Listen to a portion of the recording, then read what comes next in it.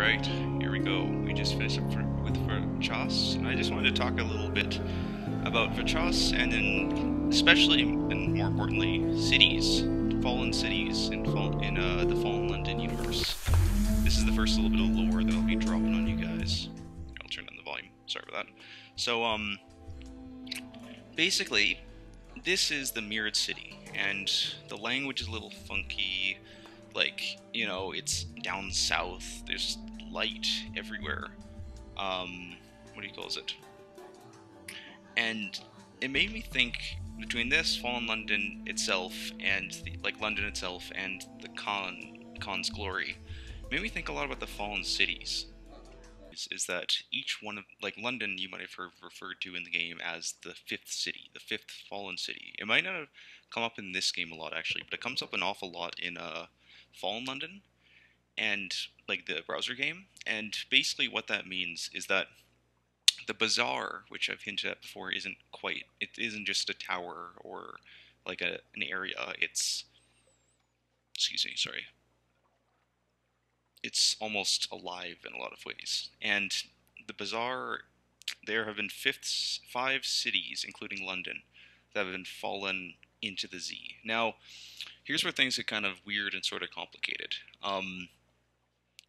Each of the cities, and this is lore from Fallen London, so this is stuff that's a little. I'm trying to keep it down to low to mid-level Fallen London lore, and nothing you haven't learned in this game so far. Because one, it's for people who play Fallen London. There's some big spoilers otherwise, and two, it's like it's more interesting if you find out for yourself or you piece together the pieces. For example, this city is called Vachas, which means light in, oh god, what language is it? One second here. Vachas is a word from the language Sanskrit, which is a Sanskrit, I guess. I don't know. Sorry if I'm butchering that horribly for all you Indian speakers out there. It's a South Asian language, and the word means light or splendor. And the name of the god Mihir is the name meaning sun across several languages in the Indian subcontinent. I did not know that actually. Indicates that this may have been like, and this is where, by the way, I should probably say right off the bat, a lot of this stuff that I'm talking about is, I don't want to say hearsay, but it's highly disputed among the community. There's some people who say that the cities fell on top of each other, which doesn't really make much, not that it doesn't make any sense. I mean, what that would imply is that the cavern, the Neath itself, isn't just a geographical place on Earth, which makes a lot of sense when you think about it. I mean, look around. But is instead like, I don't know, like a weird time-space like portal. That would also explain why Irem is in this weird flux and why a lot of the other places seem to geographically not line up. But we know that the Chameleon Canal is supposed to come up around Italy, right? Which would line up actually really well with where London is. It's a little bit north of, maybe even, you could even say like a little bit northeast, but it's really just north of the canal. And that is basically where London would be, north of Italy. On top of that, but on the other hand, some people say that, so yeah, some people, I should have said, yeah, just to reiterate, some people say that the fallen cities actually fell one on top of the other on top of the other, which would mean that even though the canal has been here since, well, basically London fell, and those passages, which it says in the game, have been there since long before London fell. So that probably hasn't changed. Perhaps maybe like the caverns stretch or something. That's the thing, is I'm not sure how this works exactly. Maybe when you come up to the surface, it's like the one place in the whole Neath that doesn't move in the whole, like, around everything else, which would explain why those passages were there for so long. Some people think that the cities that fell before Fallen London fell in different places, and that the ports that we visit in Sunless Sea are actually those cities. I think that the reason that this is still contested is that not everyone who plays Fallen London has played Sunless Sea, just like vice versa, how I hadn't played Fallen London before I played Sunless Sea. And because of that, I think it might be a bit of an updated information, because when it was just Fallen London, everyone just assumed, okay, the fourth, there's a place called the Forgotten Quarter. That's the remnants of the fourth city, and everyone talks about the second city, which means that it's like based on a lot of evidence, it means that Fallen London just fell on top of the other city and destroyed it essentially, or the Bazaar destroyed the city. But after this game came out, and there's all these little hints as to where like the other cities might be. For example, in another southern island, which we'll probably will get to actually, maybe not this episode, maybe the next time we set sail though, is it's underneath a giant hole in the roof. And some people think, well, maybe that's where that fell. Maybe that might be like the first city or one of the other cities, and it's turned into this island. The reason I bring that up is because Fachas is sort of not implied. It's basically, if we go with the theory that all of the cities fell on top of each other, then the cities that resemble fallen cities are probably just created by the descendants of each of those fallen cities. So, for example, the Khanate is based from the descendants of the Khan, obviously like Genghis Khan and stuff, the Mongolian Empire, which being and it's the fourth city is the one we know the most about in Fallen London and Sunless Sea, and the fourth city was almost certainly, I'm trying to remember the name of it's like Karakot, I'm trying to remember, but it's basically like the capital of the Mongolian Empire, and if you go with the first explanation that I said, that the cities fell one on top of another, then that would mean that Khan's heart and Khan's glory are made up of the descendants of that city who just traveled, colonized, basically. And if you go with the second definition, it means that that is the remnants of the city. I think that there's evidence toward both, or maybe even a third explanation made up of those two that people haven't quite considered. Like I said, geography and space and time don't quite work the same way. After all, even if we assume the map is, or like, never mind. But that would mean that Vachas is the remnants of what people believe to be, I think, the third city. Although there's a lot of, we don't know anything almost about the first city, and we know very little about the second and third city, but we know even less about the third than we know about the second. And so it's we know quite a bit of the third actually. So it's pretty highly disputed whether the third city is South Asian, like Indian or whatever, or whether it's Mesopotamian, so like South American sort of thing. I also messed up the name. I apologize. But yeah. So I I used to subscribe to the theory that these are actually the cities. In this case, this is the third city, Varchas, which in a lot of ways kind of makes sense because in Fallen London, one of the first things you learn about the third city. In fact, you can just learn it by looking in the site, like on the side of the browser page. There's like little random facts. Is the third city? It said was had a great wall with five, like a great was the third city was walls had five walls, and the weather was better. And that kind of would fit here. You got five towers that shine against the darkness and bring tons of heat. Although that's kind of matter of opinion whether the weather's better. It seems like the weather here is kind of gross, like almost too humid, too hot. And yeah, so I just wanted to bring that up because that's one of the things that a lot of people talk about is the fallen cities themselves, and whether or not this actually is the third city, whether or not it's made by the descendants of the third city or whatever, this obviously has some connection to it. And the other theory is that maybe this is like another city that fell that wasn't necessarily part of the Bazaar's plans. Like maybe this one just fell on its own, or maybe someone else brought it down, or something like that. But regardless, I just wanted to discuss that. Anyway, now that I've rambled on for long enough, basically just summed up in some people think that the fallen cities fell on top of each other, where fallen London is now. Some people think that the fallen cities are like geographically in the same places that they would have fallen into. Oh, and also the second city is in Egypt, which means that, and again, this is another point for the second theory crowd. Why would those stone lions be there? Like the salt lions, which are basically sphinxes. Why would those be there if the city had fallen like farther to the west? Anyway, let's push off and head northwest, south-ish, east, something. I'm basically going to be heading this direction, northwest.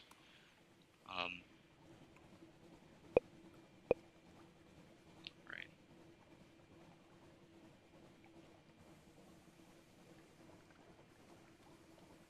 Yeah, sorry for rambling there. I had to pause the audio a couple times and look stuff up because I couldn't remember the names of cities, or I couldn't remember what language they were in and things like that. But as you can see, there's a lot of very weird lore, and that might help you figure out that the bazaar isn't just a building. Oh god, we're in the sea of statues. Giants gape at us. Kingeater's castle rises away where fools give away their future.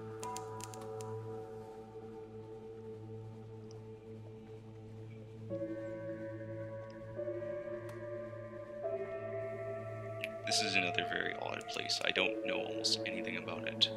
There's obviously the ruins of another city here, but whether or not that actually is the third city, or not just a city, things like that, like, I'm not entirely sure. And here it is, the Kingeater's castle itself. Oh my god, look at that face right there. Jeez. Makes you wonder what this place is. What is a glorious dreadnought? I've killed those things before. Believe it or not, the reward is not. It's awesome. I'll admit, but it's not like. In a lot of ways, it's not really worth the fight. Unlike some of the other Z creatures. Okay, Echo's talking through the Chelonate.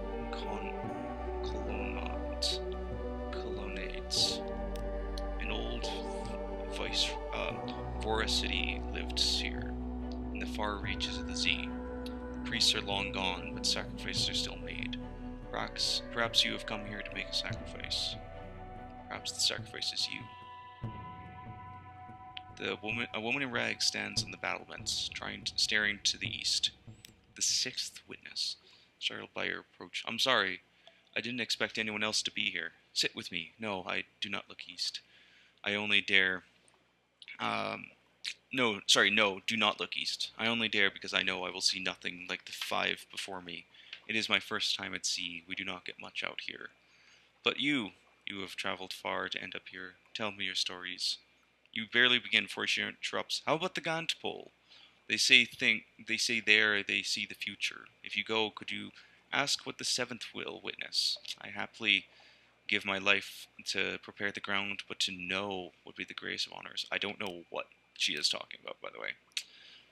So this will decrease your wounds and increase terror, and you have to give 4 sailors. I don't know why 4. An act of burning faith. You have to burn a bunch of stuff, and you need actually a lot more terror. I've never gotten this far south before with this little terror. Usually I'm a lot more risky. So eat your crew, lose your mind. Right. This is where I need to come, by the way. On instructions from the mechanic, your crew piece the. Okay, I'll read that once I get to it. Oh my god, interesting.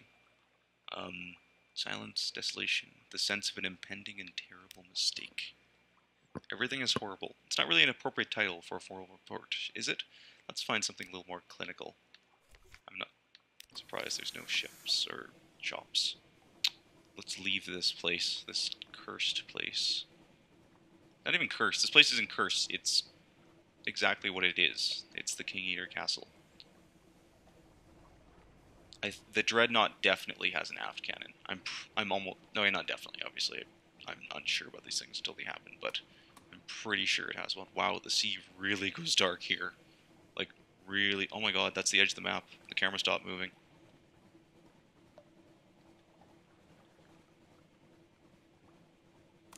Where is this? Oh! Chelonate. Or Chelonate.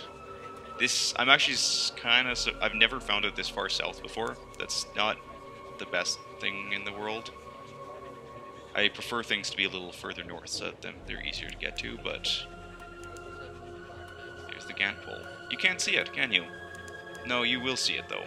Trust me. Waves slap the slabby sides of a vast turtle shell, bigger than any cathedral. Cleonites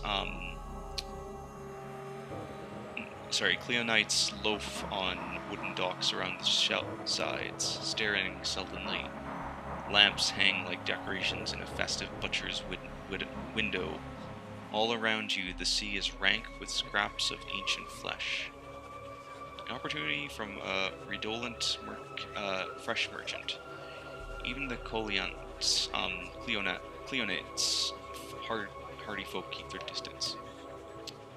Where the flesh, he slithers, drool pouring from between his rotten teeth. They can't pull where the breathies dive. Cream flesh from the suns to the turd Neath.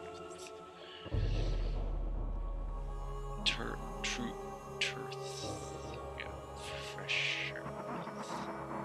Big beast to make.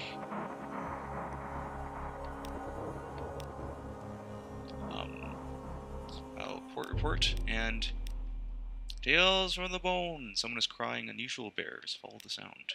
This is actually pretty cool. A scrawny man squats beneath an awning of gant-covered whale skin. Bring me your tales, he cries. Tales for the bone. So you'll get an outlandish artifact in exchange for a Z-story and hunting trophy.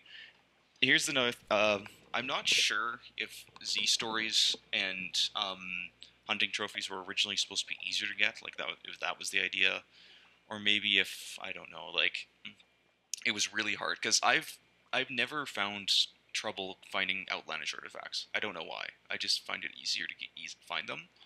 Just you pick them up from here and there. But I've always found it really hard to get those other two things, Z-stories. And Z-stories not so much, but because you can kill Gillifleurs, but it's really hard to find. It's really hard to find hunting trophies because you have to hunt them. Obviously, I was looking for something and I can't remember what anymore. I was gonna check the shops actually. Be welcome. Here are trophies. Oh my god, yes, this is where you sell them. You can make a lot of profit of that. And I can get Stygian Ivory. I got 60, so I'll need 2 more. You can sell Primordial Shriek, Carboy of Primordial Shrieks. I love this.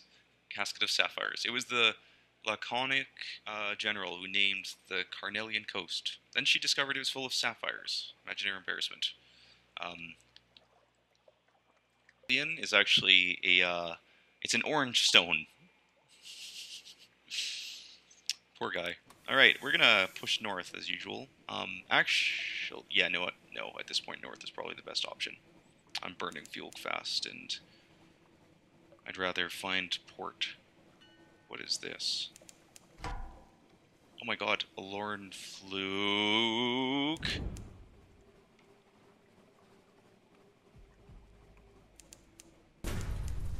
Yep. Okay, just keep moving. Just keep swimming. Just keep swimming. Hey, Fathom King's Hold. We can give him something. I don't know. Okay, I'm probably gonna have to use a few of my supplies. Okay, please let me make it to the king. What is this? And now we enter the calumnies. There's a wild and glorious scent in the air. Why do Zailers a kind of light? Why do Zailers fear this place?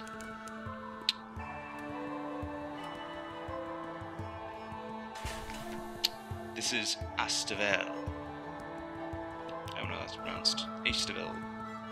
Sun. A great beam of sunlight bathes the land. Squint into the dazzle. Far above, there's a hole in the roof. In that light, you see beaches of white gold sand, trees heavy with bright fruit, the reds and blues and greens at the surface. There was some sort of installation here in what looks like a handsome country house. Who was here, and what happened to them? Red birds singing. A garden overgrown with berry bushes, a wooden trestle table set for a meal, chairs strewn with bones, a half-dozen skeletons. A red-breasted bird perches on a singing carnium, cocks an eye at you and bursts into song, a liquid, thrilling noise. It seems unperturbed as you approach to poke through the bones. No signs of violence. No bites, no fire, no bullets. These people died peacefully, sitting down to breakfast as the surface sunlight spilled over them. Sunlight can kill at any time. The longer you remain here, the more danger you're in. So why do they stay? Perhaps they stayed because Astavel is as beautiful as anywhere in the Neath, and 10 times as generous. It's a fine place for a colony, if you could ever do something about the sun. But what? What has power over sunlight? What makes the impossible possible? It's a hidden ambition, actually. Generally, I think to protect against sunlight, use a parasol, but, I don't know. Write fast. Light scars. A burning afterimage. Your eyes water, the pages blur. The report is one of joy-filled complaint. Astafel is a beauty too bright to be appreciated, but perhaps the Admiralty can find something of use. And because I'm here, and because I don't want to die, gather supplies! Oh dear god, yes. Oh, 8 supplies. Oh, I could have sworn I got coke from that, but okay. What do you calls it? Oh, that's alright. I'm okay with that. No shops, obviously. But I will be pushing off again. I think I've talked long enough, actually. I'll end this episode here.